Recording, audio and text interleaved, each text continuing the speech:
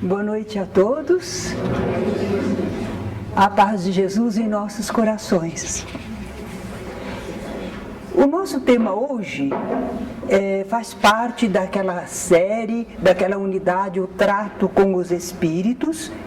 E nós vamos então examinar o assunto, a identificação dos espíritos que comparecem a uma reunião mediúnica nossa, não é? Que tipo de espíritos comparece à nossa reunião? Eles são muito evoluídos? Não são nada evoluídos? Como é que eles são?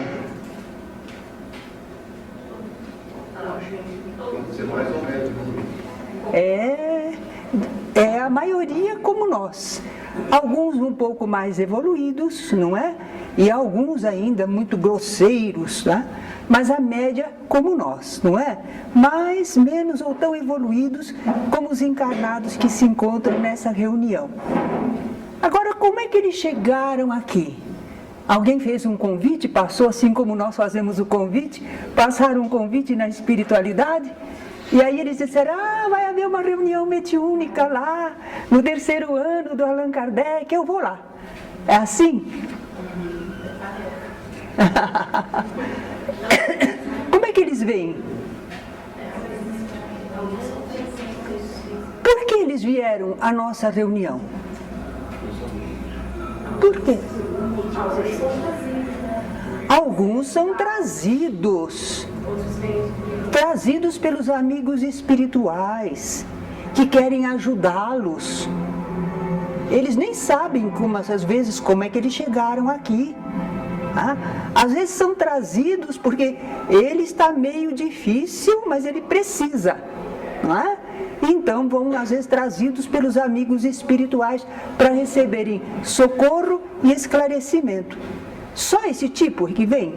Só os que são trazidos pelos espíritos? Os que vêm espontaneamente. Alguns vêm espontaneamente. Parece incrível. Mas às vezes eles notam uma movimentação, e como nós às vezes, curiosamente, nos aproximamos de algum ambiente na cidade, eles também procuram se aproximar. Naturalmente que se eles entram na reunião, é porque eles tiveram permissão. Tem naturalmente alguém lá na entrada fazendo uma certa seleção. Ele entrou por uma curiosidade, espontaneamente, porque ele quer aprender alguma coisa, né? Mas teve permissão de entrar. Ou então ele veio porque ele gosta de colaborar, é alguém que está disposto a colaborar. Muito bom. Que mais? Que outro tipo de espírito que vem? Qual a motivação que eles têm para chegarem até aqui? Alguns são adversários, querem perturbar, dificultar, não é? Eles são adversários do bem, do serviço da casa, ou de alguma pessoa pela qual nós estamos fazendo vibrações, querendo socorrê-la, e ele vem procurar atrapalhar o trabalho para que a pessoa não seja ajudada. Mas ainda falta um outro tipo. Quem lembra? Nos acompanha. Cada um de nós temos os nossos acompanhantes. Não são muitos, mas quem sabe 1, 2 ou até mesmo 3 são amigos, são ligados a nós espiritualmente. Então, como nós vimos para cá, eles estão sempre na nossa órbita, eles vêm também, certo? Estão ligados a nós e nos acompanham. É aí que às vezes um espírito não está ainda desejoso de modificações. Ele é nosso acompanhante, ele está na nossa órbita de amizade, né? Mas nós queremos melhorar, estamos interessados em estudar, exercitar a nossa mediunidade, ou conhecer como é que se trabalha com a mediunidade, mas para ele, não agrada muito, não. Ele gostaria que a gente fosse para outros ambientes, e ele junto conosco, não é? Não é por maldade. Ele é nosso acompanhante, ele é nosso amigo. Só que ele ainda não está sentindo e pensando as mesmas coisas que nós. Pode ocorrer isso. Agora, outros não, outros também estão interessados, são amigos e estão concordantes também com a vinda até aqui. Então, são vários os motivos que trazem os espíritos à nossa reunião. E nós, chega esse pessoal todo, nós temos de aceitar a presença deles? Sim, por quê?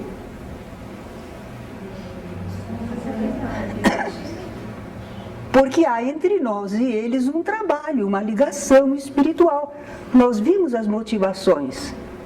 Há alguma coisa a fazer. Se os amigos espirituais permitiram, esses nossos acompanhantes, alguns curiosos, os adversários, nós temos um trabalho a fazer aí. Um trabalho de aprendizado, de vibração por eles. Há um trabalho espiritual a ser feito. Então, só nos cabe aceitar, sim. Se eles tiveram permissão de adentrar o nosso recinto espiritualmente, é nosso dever, sim, aceitar. Claro que nós temos que aceitar. A nossa porta não está aberta para todos os espíritos, mas para os espíritos que estão ligados ao trabalho do nosso aperfeiçoamento, do nosso aprendizado e também de caridade, de ajuda aos espíritos, não é? Muito bom. Então eles tiveram permissão, vieram até aqui, entraram em nossa reunião. Quem serão? Será que nós podemos identificar? Ah, esse é fulano.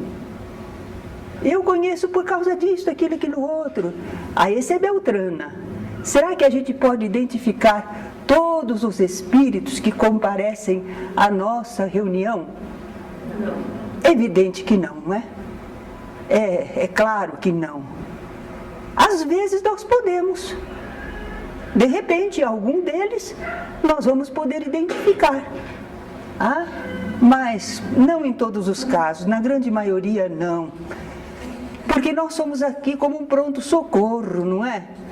E a gente não gosta de forçar muito essa afirmativa, pronto-socorro, mas é um pronto-socorro espiritual.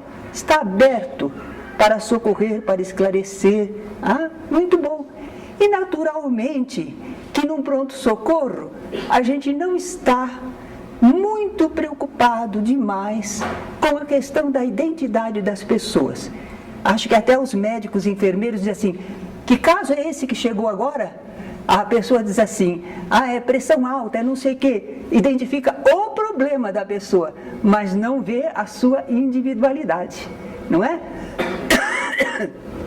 Mas, será que nunca a gente vai poder identificar os espíritos? Nunca.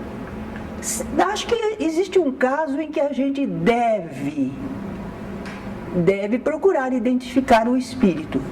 Que caso é esse?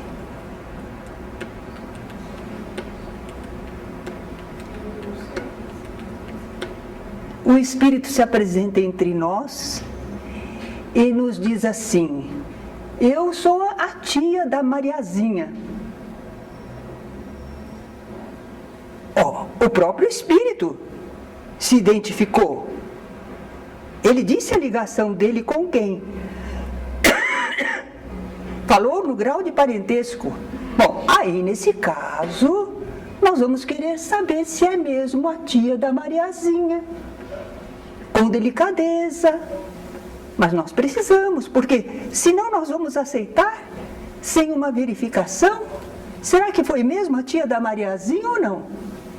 Né? Então, quando o espírito afirma um nome qualquer, ele diz, eu sou Gustavo Marcondes.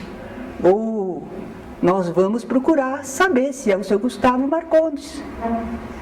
Porque se ele vem dar uma mensagem e assina Gustavo Marcondes, não vai dar para a gente conversar. Mas se ele vem e se comunica e diz assim, eu sou Gustavo, fundador desta casa, que hoje venho aqui para estar com vocês. Seu Gustavo, Nós temos imenso prazer em recebê-lo, somos muito gratos pelo seu trabalho. Mas então, seu Gustavo, conversamos alguma coisa, para ver se o espírito vai direitinho, fala direitinho as coisas ou não. Não é? Conforme o que ele falar, a gente diz, não, esse não é seu Gustavo. Bem, então, às vezes precisamos verificar. Mas nós não podemos ter a prova de identidade de todos os espíritos que se comunicam na nossa reunião. Não podemos, eu estou afirmando, mas pergunto a vocês, por quê? Como é que a gente não pode saber a identidade de todos? Por quê? Imagina se for uma pessoa, sei lá, vamos supor, um assassino, vem aqui e fala, eu sou tal pessoa, tal, será que é disposto a ajudar também? Seria porque nós não queremos atendê-lo? Não, eu estou preocupada de saber se é possível a gente identificar todos os espíritos que se comunicam entre nós. Se convém ou não, eu já não estou nem perguntando isso. Pode se identificar com uma pessoa que não seja conhecida de nenhuma das pessoas que estejam ali. É verdade. Se ele não teve destaque neste mundo, foi uma pessoa sem maior expressão, não é conhecido de ninguém. Como é que a gente vai poder identificar? Não dá. Lembram que é aquele caso, quando a gente fala de preto velho, não é? Nós não temos mais pessoas que conviveram com escravos para poder identificar se aquele espírito que está se comunicando foi mesmo escravo na fazenda tal. Se tivesse alguém da fazenda tal que conviveu, reconheceria, mas não tem mais. É coisa muito antiga, não é? Então nem todos tiveram destaque no mundo. Então não dá para a gente conhecer a imensidão de espíritos. Somos 6 bilhões de habitantes da Terra atualmente. Éramos 5 bilhões, 4 bilhões e meio, que foram encarnando, desencarnando, reencarnando. Como é que a gente pode conhecer todo mundo? E que reencarnaram não só aqui no Brasil. Bom, então não dá. Mas tem outra razão pela qual a gente não pode identificar todos os espíritos. Essa é uma coisa que a gente só compreende e dá para comparar quando a gente, por exemplo, encontra uma criancinha chorando, perdida. Agora diz que encontraram uma, acho que foi onde? Foi Rio Claro, não sei onde. Encontraram um menininho. Montemor tinha sido roubado, né? Raptado da família dele. Então já imaginou, aquele rapaz que encontrou o menininho, como será que ele abordou o menininho? O menininho não sabe explicar direito, está lá chorando, está sozinho. Se for uma de nós, das senhoras, nós chegaremos logo como a gente aprende na escola, não é? Meu bem, a tia está aqui, não chora não, vamos dar um jeito, vem cá, filhinho, né? E a gente vai assumir que a gente é tia. É para dar uma situação que a criança possa confiar em nós. Então isso acontece também. Quando a gente está do lado de lá da vida, pode acontecer isso, não é? Nós às vezes não vamos saber que espírito é. Os afins se representam, assim como nós tomamos o lugar de uma tia que nós não somos. Mas nós tomamos porque nós temos o mesmo interesse que uma tia teria, de ajudar a criança, de inspirar confiança. Então também no plano espiritual, vem um espírito afim, né? Que vai representar o outro, que vai conversar conosco em nome do outro, que traz um recado do outro. Conforme o caso, ele nem vai poder explicar isso. Ele vem e se apresenta e passa a mensagem. Ele está representando alguém. Isso é mistificação? Não, ele não está querendo enganar. Ele está fazendo aquilo que nós fazemos com alguém que está carente. Nós chegamos e inspiramos confiança e passamos aquilo que aquela pessoa que nós gostaríamos de receber ajuda faria por nós em nosso lugar. Ele representa, né? Outra coisa, os espíritos vão evoluindo. Quanto mais evoluídos, mais eles se parecem. Eles vão ficando iguais. Para nós, no nosso grau de evolução, como é que a gente pode distinguir os espíritos? Ele é bondoso, ele é verdadeiro, ele tem uma vibração poderosa, ele exprime os seus pensamentos com clareza, e todos os espíritos daquele grau de evolução apresentam a mesma capacidade. A mesma capacidade. Então, como eles vão ficando muito parecidos uns com os outros para a nossa verificação, não dá para identificar. Não dá para identificar, né? Por exemplo, vem um que é escritor e fala lindamente como Leon Denis, né? Escreve ou fala lindamente. Vem outro espírito que não é Leon Denis, mas também fala lindamente, toca o nosso coração, passa aquela vibração, aquela emoção para nós. Como é que a gente vai distinguir um do outro? Esses espíritos mais evoluídos, não dá. Eles ficam muito semelhantes uns aos outros. A humanidade antigamente dizia os anjos. Os anjos. Os anjos são os mensageiros de Deus. São os ministros de Deus no universo. Não dá para distinguir um anjo do outro. O pessoal andou colocando nomes, né? E dizendo funções especiais para este ou aquele anjo. Mas, em verdade, não dá para distinguir entre os espíritos mais evoluídos, né? E ainda existe outra razão que não dá para ter a prova da identidade de todos os espíritos que se comunicam na nossa reunião mediúnica. De repente vem um ET. Ele nunca encarnou na Terra. Ele não tem nenhuma coisa para nós identificarmos aqui. A história dele é toda de outro planeta. Como é que a gente vai identificá-lo? Não é? Não tem como. Bom, é claro que isso não é muito usual, mas acontece. Pode acontecer, não é? Mas vamos fazer de conta que realmente o espírito está se comunicando e nós percebemos que precisamos conhecer melhor esse espírito, identificar, para atendê-lo bem, não é? O que nós podemos perguntar para ele? Será que a gente vai perguntar para ele assim, como é seu nome? A gente já teve experiência com casos de familiares. Às vezes eles dizem que não tem permissão, ou querem falar e se atrapalham, não conseguem nem dizer o próprio nome. Como é que você morreu?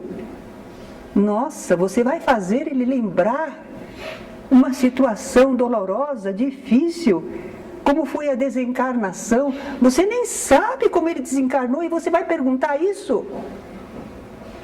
De repente ele estava lá conversando, razoável, mas você fala, como é que você morreu? Ele lembra e diz assim, pronto, caiu no desespero, rememorou, chorou, se desequilibrou, não é? Outros, antigamente era hábito perguntar isso, e perguntar também, onde é que você está enterrado? Porque eles achavam que se depois a gente fosse lá e encontrasse a sepultura, que nós teríamos a prova de que era realmente aquele espírito se comunicando. Mas isso não prova não. Porque uma pessoa, se quiser enganar, ela visita o cemitério, pega um nome, data, tudo, e depois na reunião fala para nós. E o espírito mistificador também pode fazer isso. Então não prova absolutamente que o espírito que está falando ali conosco é o espírito daquele corpo que está sepultado lá.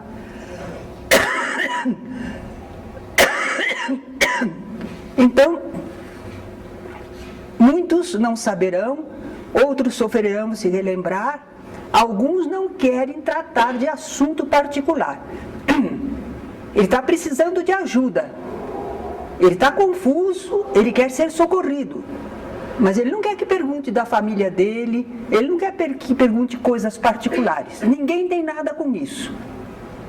Ele se sente mal. Vocês vão dizer, ué, mas a gente está no socorro. Espera lá, espírito é gente. Nós não gostaríamos, às vezes, de expor a nossa vida para os outros.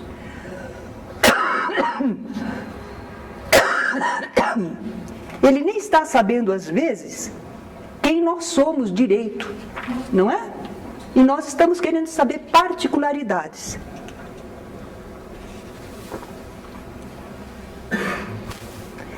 Tudo isso a gente sabe agora e toma cuidado e evita, porque a experiência nos mostrou.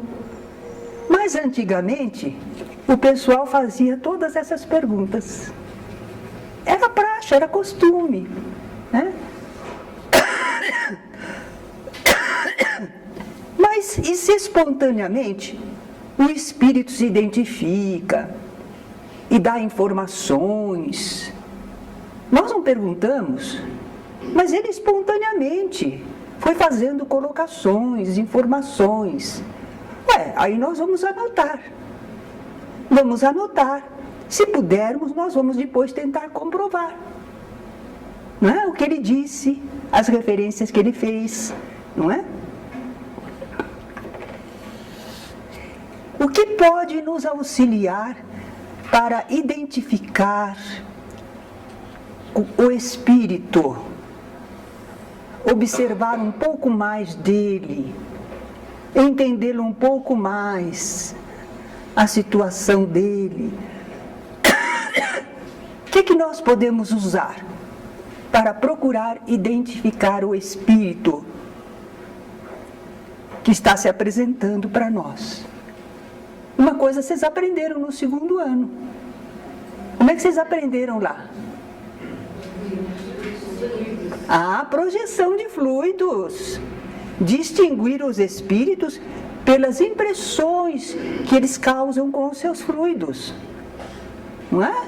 É um modo. E a evidência?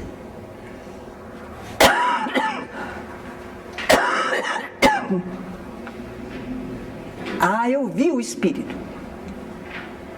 O médium viu, pronto, está visto. Não sozinha, né? Então tem que ser comprovado. Mesmo porque pode tomar outras formas, né? Exato. O espírito pode plasmar no seu perispírito a aparência que ele deseja. Quando ele sabe fazer isso, não é? Então, só a evidência não adianta.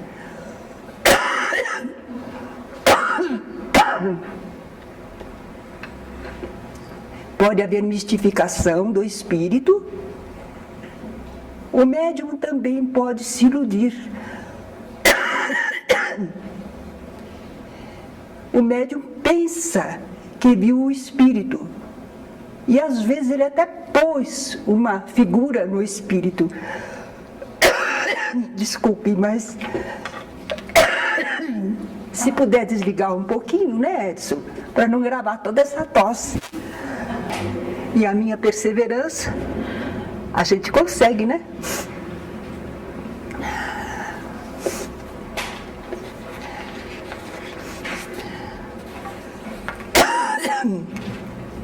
Não vai adiantar. O médium, às vezes, se ilude. Nós não estamos falando contra o médium. É que é muito difícil, às vezes, a captação. O médium está numa reunião e ele pode sentir uma mentalização de algum espírito. E ele já achar que aquele espírito que ele está vendo é aquilo que ele captou mentalmente, um nome, não é? Ele pode se confundir. O ambiente fluídico da nossa sala, por isso que a gente diz para preparar bem, para todo mundo ficar calmo, para não assistirmos filmes que são de hora do espanto, que são filmes impactantes, tragédias. Porque quando chega aqui na nossa reunião, o pessoal, na hora que se recolhe,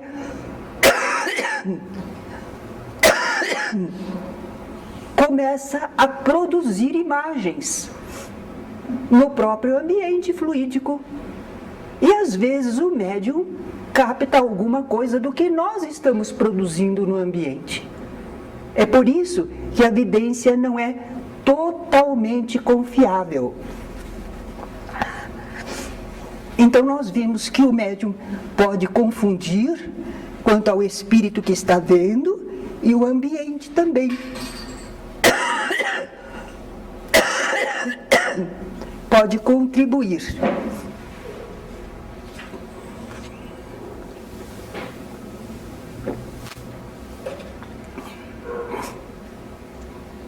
Nós estamos falando muito da identidade do espírito.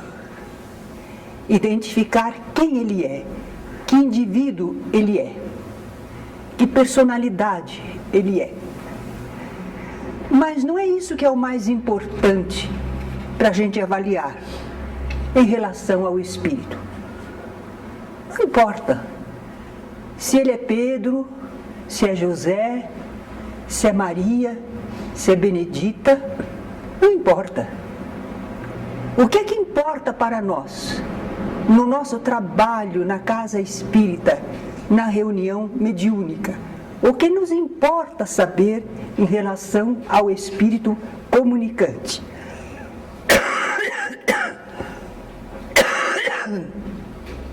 É a natureza dele. Como a natureza? É avaliar o grau de evolução desse espírito, se é um espírito bom, se é um espírito mau, se é um espírito sofredor, se é um espírito perturbado. É isso que nos interessa. Por que é isso que nos interessa? E não importa tanto se ele é fulano ou beltrano. Não importa tanto, porque o que nós precisamos é saber dele para tratá-lo, para atendê-lo. Então aparece alguém, nós estamos num guichê. E aparece alguém para ser atendido. E o nosso guichê é de socorro, de orientação, é de alívio, é de informação das leis da vida. E a pessoa se apresenta e nós precisamos saber tudo da vida dela. Nós precisamos saber seu nome, onde nasceu, qual a idade que tem, tudo. Não. Nós temos um atendimento de alma, de necessidade espiritual, psicológica, não é? Mental. Então, nós queremos saber a natureza desse espírito. É um bom espírito? É um espírito mal intencionado? É um espírito sofredor? É um espírito perturbado? É um espírito perturbador? E aí a gente sabe como tratar, não é? Agora, tudo bem, então eu já sei que eu quero saber a natureza do espírito. Mas como é que eu fico sabendo a natureza do espírito? Como? Pela linguagem dele, aquilo que ele fala, o modo como ele fala. Um espírito de certa elevação, ele tem uma linguagem correspondente, um equilíbrio, até na fala, na palavra.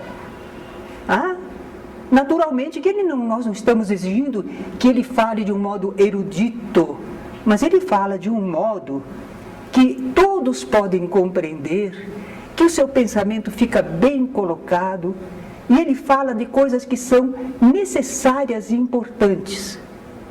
Então, o modo dele falar, a linguagem dele é importante para nós. Porque um espírito bom, responsável, não vem fazendo blague, divertindo as pessoas, querendo parecer o artista da noite. Não, um espírito evoluído não faz. Agora, nós podemos conversar com o espírito, mesmo esse que está se exibindo, porque ele também tem algo a relacionar-se conosco e nós com ele. Mas nós já ficamos sabendo, esse espírito não é muito evoluído, porque veja como ele se comporta, veja como ele está agindo, não é?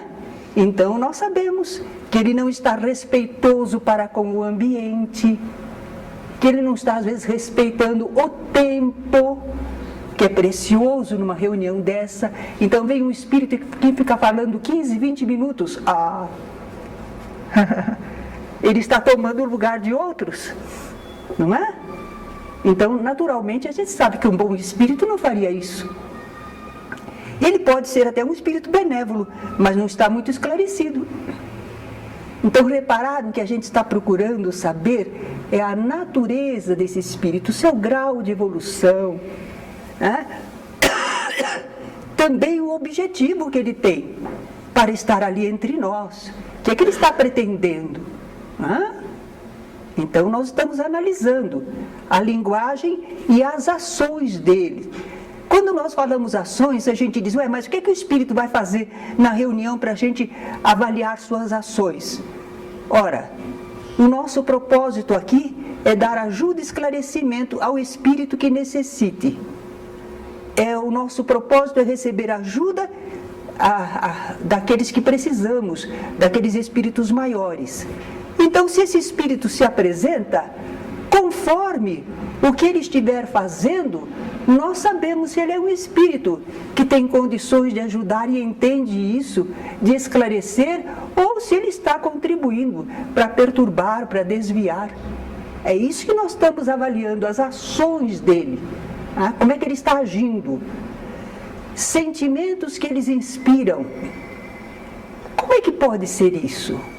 Vem um espírito e nos fala, olhe, neste mundo, nós sabemos, não é, de tantas lutas, tantas dificuldades, às vezes você tem que ser um pouco bravo mesmo, você tem que reagir, reajam, vocês devem reagir, tá bom?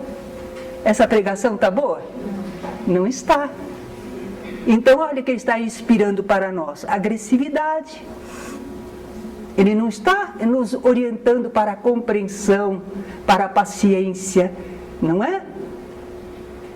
Esses conselhos, os sentimentos que eles inspiram, às vezes de divisão, menosprezo para certo grupo social. Eu estava assistindo um filme antigo, maravilhoso, sobre São Vicente de Paula. E lá nós estávamos vendo a luta dele para ajudar aos pobres. E naquele esforço de querer ajudar, naquela época o pessoal achava que pobre é pobre. Não tem que prestar ajuda, não tem que fazer esse esforço para socorrer. Eles são pobres, que vivam a sua vida, que enfrentem o seu destino. E ele procurando agir e ajudar, não é? Ele era incompreendido, porque ele queria ajudar aos carentes, aos enfermos, às crianças abandonadas. Então a gente nota que se um espírito vem e fala para nós em favor de todas as criaturas, inspirando-nos compreensão, estimulando-nos ao serviço da fraternidade, então a gente diz, olha, esse deve ser um bom espírito. A mensagem dele, a vibração dele, as palavras dele, tudo estão dizendo que ele é um espírito benévolo, um espírito bom. Mas como é que nós vamos poder fazer essa avaliação toda? A gente não é grande coisa, nós não somos assim tão capazes. Ah, mas aí Kardec fala que não há coisa melhor para analisar os espíritos do que a pessoa ter bom senso sob o ponto de vista moral. Olha, se a gente cultivar a moral, se a gente cultivar a orientação cristã, e se a gente tiver bom senso, nós não vamos nos enganar. Nós saberemos avaliar. E principalmente, diz Kardec, que para saber julgar os espíritos, primeiro é saber julgar-se a si mesmo. Julgar-se a si mesmo. Estou agindo corretamente? É assim que eu devo fazer? Está de acordo com a pregação do mestre? Eu estou sendo violento? Não, tem de ser manso. Não conivente com tudo, mas tenho que ser manso, saber colocar as coisas. Então, se a gente se estuda, a gente sabe analisar o outro. Porque se a gente concorda, se a gente acha, não, é assim mesmo. Quando o Espírito vem e fala, a gente aplaude ele. É dos meus. Não é?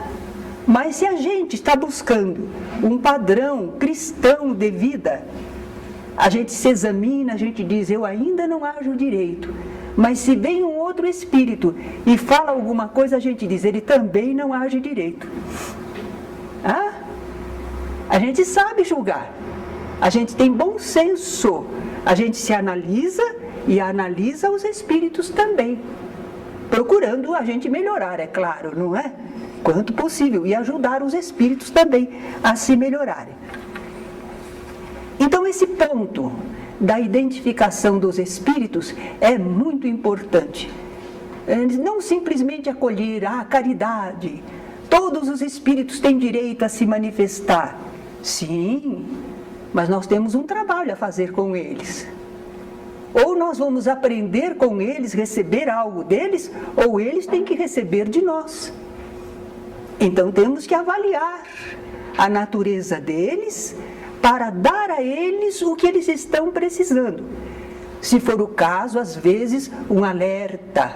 Não é? Não, meu irmão, você está faltando com respeito ao nosso ambiente. Aqui estamos todos com o propósito do bem. Você deve respeitar a sinceridade do nosso propósito. Então nós vamos fazer isso. Agora o outro espírito está sofredor, coitadinho. Está muito desanimado. Qual é a nossa função junto a ele? Nós vamos dizer, confiança, tudo tem solução, Deus é misericordioso, é nosso Pai, você não vai ficar sofrendo assim para sempre, justamente por isso que você está aqui, para receber um amparo, coragem, bom ânimo, você não está abandonado, não está sozinho. Para esse a gente fala dessa maneira, porque a gente sabe que ele está carente, necessitado, não é? Então, conforme o Espírito, a gente vai tratá-lo. É muito importante identificar a natureza do Espírito que está se comunicando entre nós. Alguma perguntinha? Voltando ao começo, foi falado o motivo pelo qual um espírito pode participar ou ouvir uma reunião mediúnica. Um dos motivos seria até para perturbar o objetivo. Sim.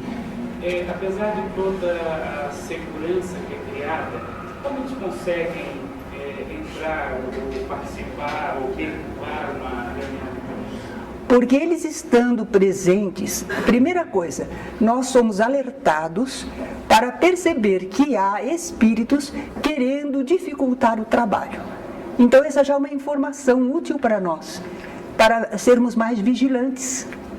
Atenção, não é que eles entraram burlando a vigilância, mas foi para que nós saibamos, porque às vezes os espíritos amigos sabem, os dirigentes sabem, mas nós não sabemos. Então eles deixam acontecer para que nós aprendamos. Olha, e há espíritos que estão adversários do nosso trabalho. Precisamos estar vigilantes, não é? Nós vamos orar, vamos tomar cuidado com o tipo de manifestações, o que eles estão falando para nós, no nosso dia a dia. Vamos ser tolerantes para com os nossos companheiros, que não seja por nossa causa que eles consigam se infiltrar e atrapalhar o nosso trabalho, porque eles não estão só se manifestando na reunião. Aquilo prova que eles estão no ambiente querendo perturbar. Daí a necessidade, a oportunidade de nós sermos alertados, certo? E além disso, conversando com eles, aquele livro Memórias e Confissões de um Espírito Convertido, não é? Aquele espírito, por muito tempo, ele era adversário. Ele estava ligado a hostes adversárias. Mas ele veio a casa. Nós temos tido muitas comunicações de reuniões da casa em que eles dizem que eles são em grupo e que eles vão vencer, e que eles conhecem as fraquezas nossas, e que eles vão fazer companheiros abandonarem a liça, que nós não vamos conseguir realizar. É a campanha deles. Mas eles não podem tudo isso, se a gente estiver vigilante. Mas o fato de que eles veem, esse espírito, por exemplo, por muito tempo ele frequentava a casa, e os amigos espirituais deixavam. Não impediam a ele. Porque os amigos espirituais sabem o que fazem. Esse espírito, uma vez convertido, seria um grande trabalhador. Mal comparando o apóstolo Paulo perseguindo os cristãos, e que vai ter a sua estrada de Damasco, não é? Então ele observava tudo. E se ele tinha consigo aquela ideia que aprendem fora, que é falsidade, que nós não somos verdadeiros, que nós não temos real devotamento, e que não sei o quê, eles têm lá as ideias. É como se eles são os inimigos, nós. E eles é que estão corajosos e lutando. Não mentem, são como são. Deve fazer a reunião eles falando mal de nós. Certamente. Então, quando ele observava e começou a ver os testemunhos, o devotamento, ele era atendido com respeito. O pessoal sabia o que ele estava pretendendo fazer, mas não o tratavam mal. Continham, mas respeitavam a ele, tratavam fraternamente. Então, levou anos, mas aí ele cedeu, ele entendeu e aceitou. Os amigos espirituais não proibiam a ele de adentrar todos os trabalhos, inclusive o que eles faziam no plano espiritual.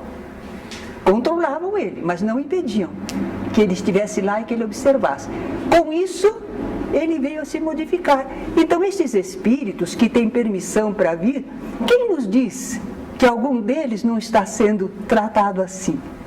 Que ainda não vai ser um excelente trabalhador na casa, não é?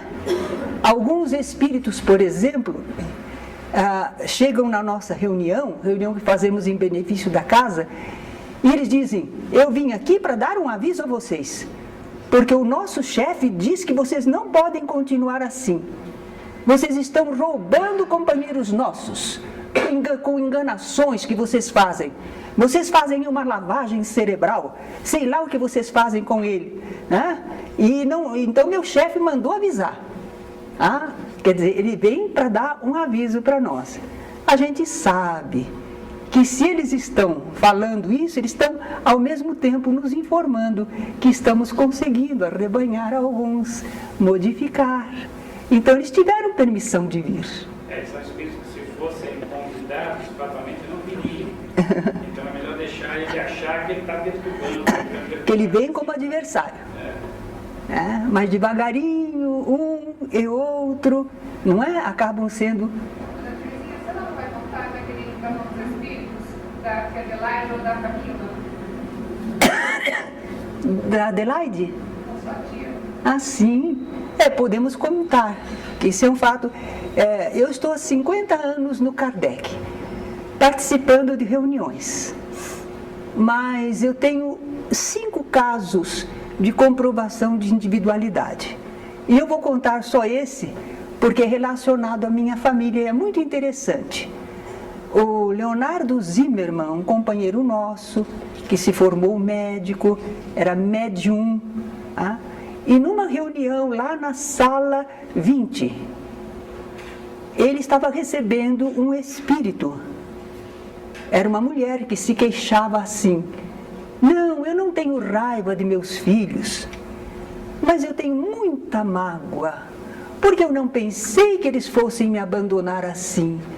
Isso eu não esperava dos meus filhos. E não era eu que estava atendendo, era uma outra pessoa que estava dialogando. E eu estava terminando um outro caso, mas aquela queixa chamou a minha atenção. Quando eu terminei de atender o caso, eu me aproximei. E quando eu aproximei, fiz uma saudação, apesar de que era outro dialogador, não é? Mas eu senti uma atração. Então ela disse: Terezinha. Eu falei: você me conhece? Claro! Mas eu não caminhei por esse lado, porque se ela estava sofredora, ela precisava ser ajudada. Então eu não entrei por esse lado. Conversei com ela, ela já estava amparada, os espíritos amigos já estavam socorrendo, ela estava sabendo que estava desencarnada, mas ela estava com aquela mágoa no coração, a mágoa pelo procedimento dos filhos. Bom, quando terminou a comunicação, como ela disse que me conhecia, eu perguntei para o Leonardo se ele tinha visto a entidade. Ele disse: sim, era uma senhora, assim, não gorda demais, mas braços roliços. Ela estava com um vestido de flores, e ela realmente estava muito magoada com os filhos. Eu disse: você pegou um nome? Ele disse: olha, não sei bem, acho que era Adelaide. Falei: opa, eu tive uma tia chamada Adelaide. E era de braços roliços, porque as 4 irmãs de minha mãe não eram como minha mãe esguia, eram as 4 portuguesas de braços roliços.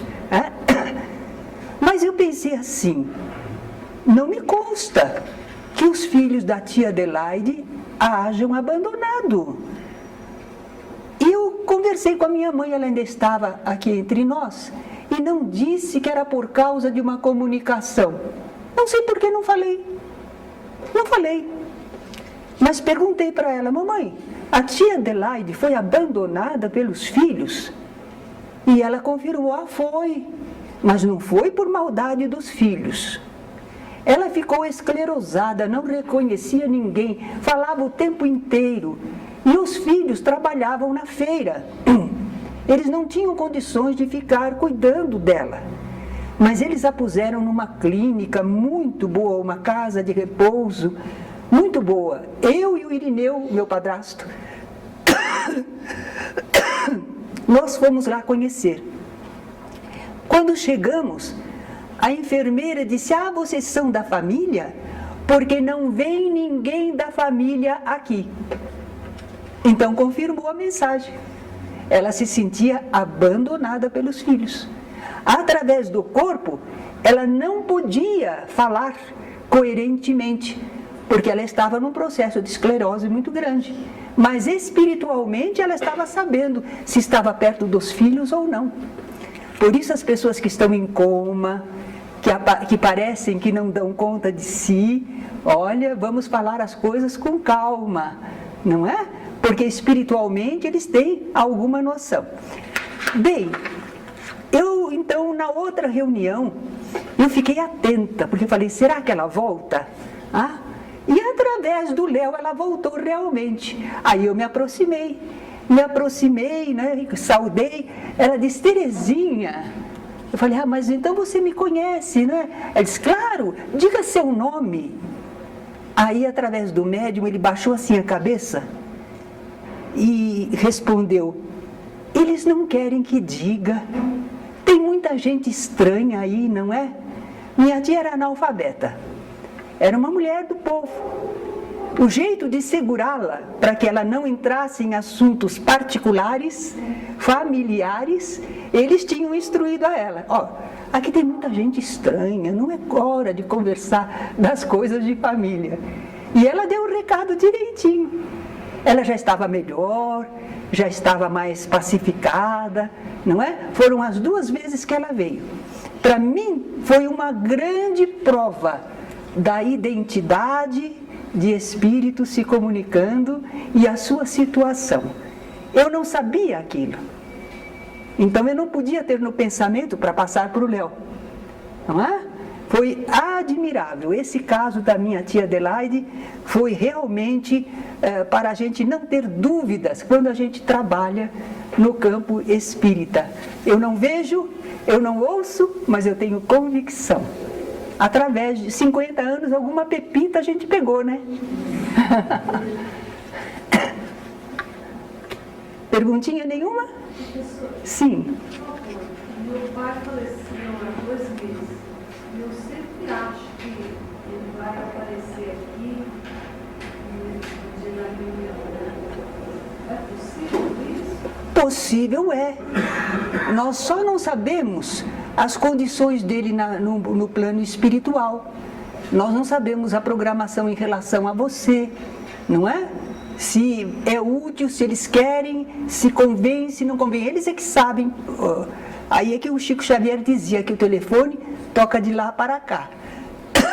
Mas é possível que você sinta até a onda mental dele, a emanação dele em algum momento. E nem sempre ele vai se comunicar, mas estará presente, não é? Porque existem outros meios de comunicação. Então eu não posso dizer, por exemplo, que eu conversei com a minha mãe desencarnada. Houve alguma comunicação, foi vista no ambiente, mas eu mesma não conversei. Certo? Talvez eu não... Eu sou meio São Tomé também. Então, para me convencer, tem que ser num caso assim como o da minha tia Adelaide. Alguma coisa que diz, era ela mesma, certo? Então, porque pessoas amigas podem ver, talvez minha mãe, dizer como ela está, mas eu não estou participando diretamente que eu consiga. Mas eu sei que minha mãe continua vivendo e que com a graça de Deus ela estará se encaminhando e já está em plena atividade, mulher dinâmica que ela era, não é? Assim também minha irmã, meu irmão. Mas dizer que eu tive muitas notícias, no caso do meu irmão eu tive alguma, muito curiosa. Logo em seguida, ele desencarnou na véspera de Natal. Quando foi no primeiro domingo daquele mês de dezembro, não tinha quase ninguém no centro, na reuniãozinha lá, havia um rapaz que eu não conheço, não sei quem era, ele não devia me conhecer, ele começou a receber uma comunicação e ele dizia, eu não sei se o que eu tenho aqui, se é um vazio, se é uma dor aqui no meu peito. E não era eu que estava atendendo, era uma companheirinha, atendeu, conversou, animou, tudo. Eu achei que era o meu irmão, mas não entrei no assunto.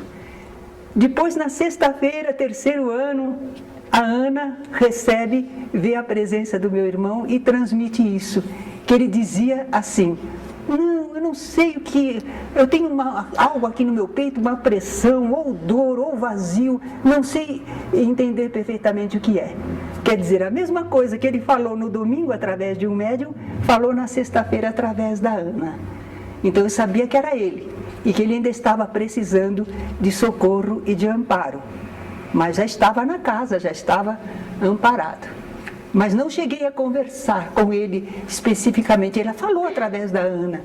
Mas eu sou meio São Tomé. Então foi uma conversa geral, uma conversa assim, eu sabia que era ele, porque a mesma coisa falou no domingo e falou na sexta-feira. Médiuns diferentes, que não conversaram entre si. Não é? Então alguma coisa a gente vai tendo comprovação.